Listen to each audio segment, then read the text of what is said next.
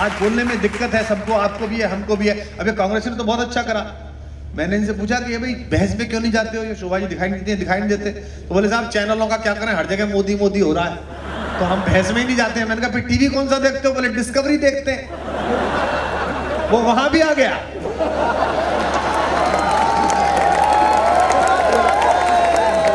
अच्छा कांग्रेसी और डिस्कवरी देखते हो? आता हूं। वहां भी पहुंच गया। भाई ये क्या करें बेचारे, बताओ। अब ये जो चैनल देखते हैं मैं बता भी नहीं पा रहा हूं।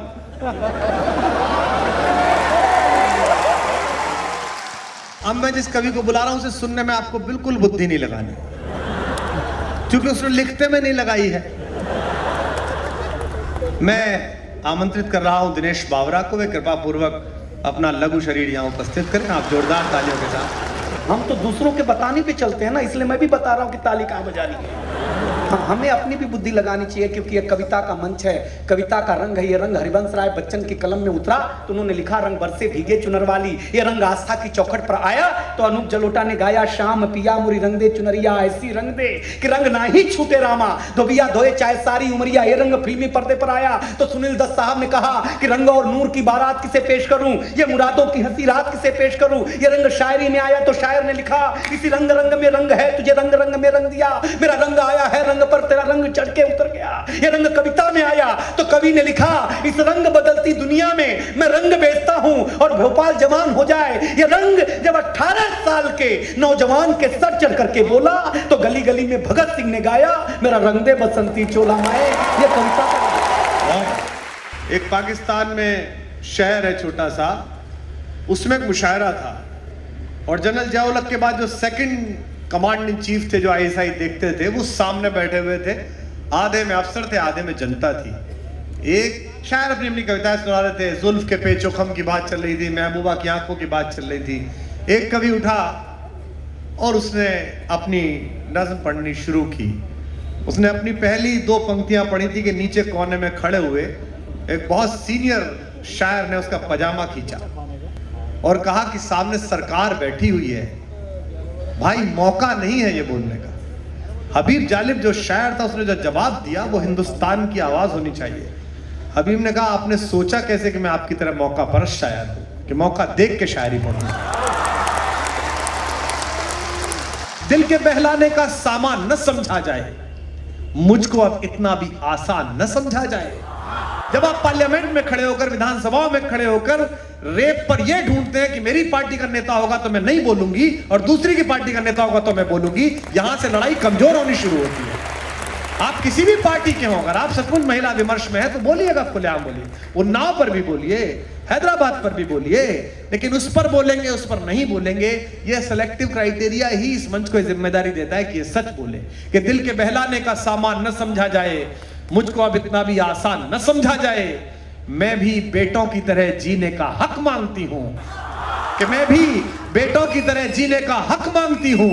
इसको गद्दारी का ऐलान न समझा जाए, इसको गद्दारी का ऐलान न समझा जाए। और अब तो बेटे भी हो जाते हैं घर से रुखसत, सिर्फ बेटी को ही मेहमान न समझा जाए। एक बार जोरदार तालियों से आमंत्रित कीजिए कविता तिवारी को। आओ बेटा। पृथक हर धर्म होता है, पृथक परिवेश होता है। ये देश किसका है? पृथक हर धर्म होता है, पृथक परिवेश होता है।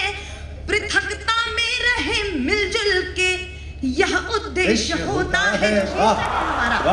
पृथकता में रहे मिलजुल के यह उद्देश्य होता है। जहां रहते हो हिंदू और मुस्लिम सिख ईसाई, जो समझे देश को अपना उसी का देश होता है। वाह क्या बात है बेटा, बहुत अच्छे। वाह, इस देश की मिट्टी की तासीर ऐसी है, यहां आप नफरत का बीज लगाइए और उसमें सियासत का पानी डालिए। हो सकता है 5-10 साल की एक आध बार सरकार दे दे, लेकिन ये मिट्टी थूक देती है। मोहब्बत के शजर के अलावा यहाँ पेड़ लगता नहीं है, पौधा फलता नहीं है। इस समय जो जहां खड़ा है वो देश के काम पर है। आज पूरा देश पूरे लाम पर है, जो जहां पर है वतन के काम पर है। मैं जिसको बुला रहा हूं, उन्होंने देश के लिए लड़ाई लड़ी है। उन्होंने कलम उठाई तो देश के लिए उठाई। राइफल उठाई तो देश के लिए उठाई। सेना के आर्मी कोर में वे कर्नल के पद से सेवानिवृत्त हुए। मैं कर्नल वीपी सिंह साहब से अनुरोध करता हूं वे कृपा पूर्वक पधारें। आप आदर की तालियां देकर उनका स्वागत करें।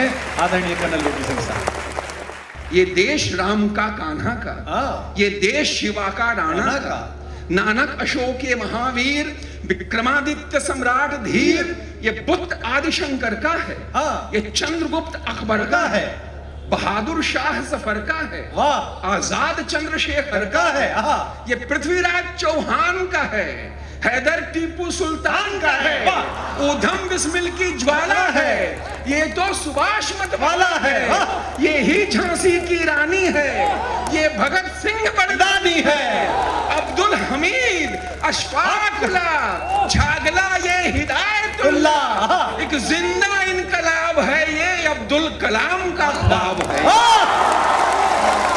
जिंदाबाद।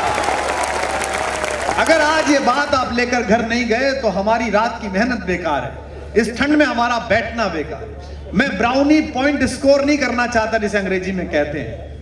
मैं वायरल में हूं, उसके बाद भी मैं रात में खुले में बैठा हुआ हूं, जिसमें मेरा डॉक्टर कह रहा है कि आपको नहीं जाना चाहिए, क्योंकि मुझे लगता है कि इतनी बड़ी भीड़, इतनी बड़ी पागल वहशत की अलामत जो पूरे हिंदुस्तान में घूमने की कोशिश कर रही है, अगर उसका मुकाबला करना है तो मुट्ठी भर अच्छी और सच्ची आवाजें तो पैदा करनी पड़ेंगी इस देश में, जिंदाबाद करनी पड़ेगी। फिराक गोरखपुरी का एक शेर है कि आने वाली नस्लें, कभी फिराक ने कहा था जब उन्हें ज्ञानपीठ मिला, और बड़ा मजेदार किस्सा है, राज साहब आपको तो पता है, फिराक साहब को जो ज्ञानपीठ मिला तो अचानक इलाहाबाद के नेताओं को याद आई कि अपने यहाँ एक शायर भी रहता है जिसको ज्ञानपीठ मिला है। तो नगर पालिका के महापौर पार्षदों को लेके पहुंचे और उनकी जो क्रिएटिव सोच की अंतिम सीमा हो सकती थी, ऐसा प्रस्ताव लेके फिराक साहब को बोले कि फिराक साहब आपको ज्ञानपीठ मिला, बड़ी इज्जत बढ़ाई आपने, हमारा मन है कि आपकी एक मूर्ति सिविल लाइंस चौराहे पे खड़ी करवाई जाए। फिराक साहब बोले नामुराद, तुम यही चाहते हो कि कोई मेरे सिर पर बीट करें?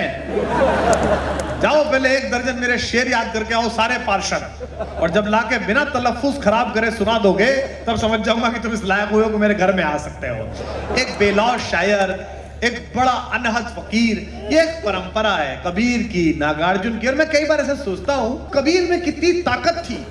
बनारस के एक बड़े प्रच्छन्न अभिजात्य ब्राह्मणवाद के बीच में खड़े होकर, और उस समय खिलजी राजवंश के प्रचुर इस्लामिक आवेग के बीच खड़े होकर हमारे खानदान ने एक ऐसा फकीर पैदा करा है जिसने घाट पर खड़े होकर डंडा लेकर दोनों को दौड़ाया। अरे हिंदून राह न पाई, अरे हिंदून राह न पाई, गागर अपनी छुअन न दे, यह देखो हिंदुआई। कहते अरे हिंदून राह न पाई, गागर अपनी छुअन न दे, वैश्या के पायंतर सो में ये देखो हिंदुआई, वैश्या के पायंतर सो में ये देखो हिंदुआई। मुसलमान के पीर औलिया मुर्गी मुर्गा खाई, खाला केरी बेटी भी हमें घर में करे सगाई। काकर पाथर जोर कर मस्जिद लई बनाए, ताचड़ मुल्ला बांग दे, क्या बहरा हुआ खुदाए। काकर पूजे हर मिले तो मैं पूजू पहाड़, या से तो चाकी भली पीस खाए संसार। आज लिखने में अगर कोई लिख ले ऐसी बात तो परसों उसके खिलाफ फतवे हो जाएंगे और छठे दिन उसके घर में आग लग जाएगी। लेकिन ऐसे समय में जब इस्लामिक सत्ता थी और बनारस में खड़े होकर उस फकीर ने डंडा उठाकर जो लिखा, आज ये लिखे जाने की जरूरत है। ये नागार्जुन की परंपरा है, ये फिराक की परंपरा है, ये निराला की परंपरा है। और भोपाल वालों, आप खुश नसीब हो कि इस परंपरा का सबसे बड़ा कबीर, इस परंपरा का सबसे बड़ा साधु, इस परंपरा का सबसे बड़ा एक संत आपकी भाषा ने दिया है, जो हमारे खानदान में राहत इंदौरी के नाम से पहचाना जाता है। मैं जब मर जाऊं तो मेरी अलग पहचान लिख देना। भाई जिंदा। मैं जब मर जाऊं तो मेरी अलग पहचान लिख देना। मैं जब मर जाऊं तो मेरी अलग पहचान लिख देना। लहू से मेरी पेशानी पे हिंदुस्तान लिख देना। लहू से मेरी पेशानी पे हिंदुस्तान लिख देना। कहा है कि मेरे हुजरे में नहीं और कहीं पर रख दो। मेरे हुजरे में नहीं और कहीं पर रख दो। हुजरा कहते हैं दोस्तों, मेरे हिंदी के साथी भी हों वो शरीक हो जाए, एंजॉय कर सकें साधु संतों फकीरों के रहने की कुटिया को, झोंपड़ी को। अब एक साथ दाद दे दीजिएगा। कह रहा हूं कि मेरे हुजरे में नहीं और कहीं पर रख दो। आसमां लाए हो, ले आओ जमीन पर रख दो। आसमां लाए हो साइलेंट। मेरे हुजरे में नहीं और कहीं पर रख दो। आसमां लाए हो, ले आओ जमीन पर रख दो। अब कहां ढूंढने जाओगे हमारे खातिर? ये तो जवाब यहाँ है साइलेंट। आसमां लाए हो, ले आओ जमीन पर रख दो। अब कहां ढूंढने जाओगे हमारे कातिल? आप तो कत्ल का इल्जाम हम ही पर रख दो। बहुत बहुत आभार आपका भाई। मैंने बेटा हम कर लेंगे पहले। पहले रैली में यही करते थे। ये कहना कि इस सरकार ने ऐसा कर दिया है, उस सरकार ने कर दिया, ये गलत है। जो भी शासन में निर्णय लेने की जगह खड़ा होता है वो महत्वपूर्ण होता है। ये इसलिए कह रहा हूं कि परली पार जब एक सिपाही उतरा, हमारा एक फौजी जहाज लेकर, तो वो अकेला नहीं था, वो किसी मां का बेटा नहीं था, वो किसी पिता का पुत्र नहीं था, वो हिंदुस्तान था। अगर उस दिन वो थोड़ा डगमगा जाता तो देश डगमगाता। लेकिन उसने बेखौफ तरीके से चाय का कप हाथ में लेके जो पाकिस्तान के मेजर से कहा, major I am not suppose to tell you, वो अकेले अभिनंदन की आवाज नहीं थी, वो देश के एक आदमी की आवाज थी, भारत के।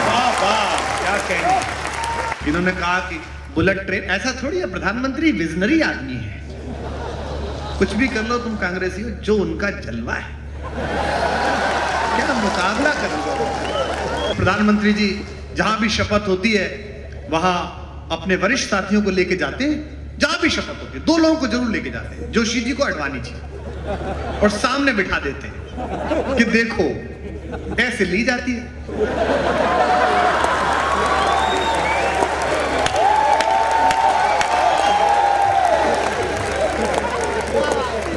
और देखो इसे आदर कहते हैं, फिर आदर व्यक्त करते हैं, दोनों को बिठा कहते हैं आज मैं जो कुछ भी हूं इन दोनों की वजह से,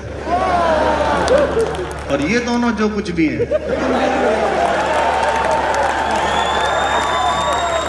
तुम क्या समझते हो मेरे रहते तुम मेरे प्रधानमंत्री की बुराई कर लोगे?